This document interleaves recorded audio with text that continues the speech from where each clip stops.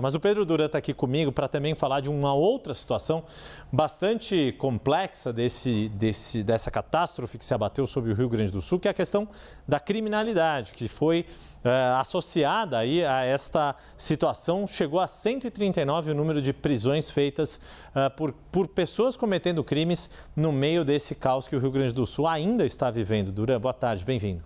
Oi, Yuri, boa tarde para você, para quem acompanha a gente aqui no Brasil Meio-Dia. Pois é, mais ou menos 40 prisões foram feitas por aqueles casos de saques e furtos no início do período mais chuvoso e também ao longo dos últimos dias.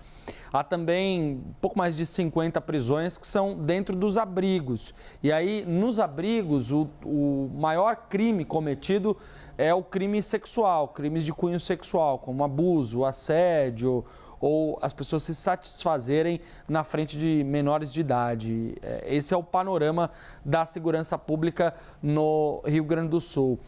Eu acabei de confirmar, Yuri, aqui a informação de que até tratores foram furtados por bandidos que atuaram ali na região de Eldorado do Sul, que é uma das cidades que foi mais afetada, completamente inundada. E a polícia, para conseguir enfrentar esse desafio, contou com a ajuda e tem contado de policiais de vários lugares. Então, o Rio Grande do Sul recebeu policiais de Santa Catarina, Paraná, São Paulo, Rio de Janeiro, Minas Gerais e Goiás, além da Força Nacional de Segurança Pública, da Polícia Federal, da Força Rodoviária, da Polícia Rodoviária e também das Forças Armadas. 20 tratores, acabei de receber aqui o número, foram furtados. Segundo a polícia, foram recuperados, foram devolvidos para os seus proprietários, mas muitas empresas também foram alvo de furtos, enfim, dessas ações dos criminosos. O prefeito Jairo Jorge de Canoas, ele me contava, e eu perguntei para ele da situação da criminalidade, me contava sobre essas casas que são arrombadas. Ele falou: Pedro, eu tenho andado de barco pelos bairros e eu vejo muitas casas arrombadas.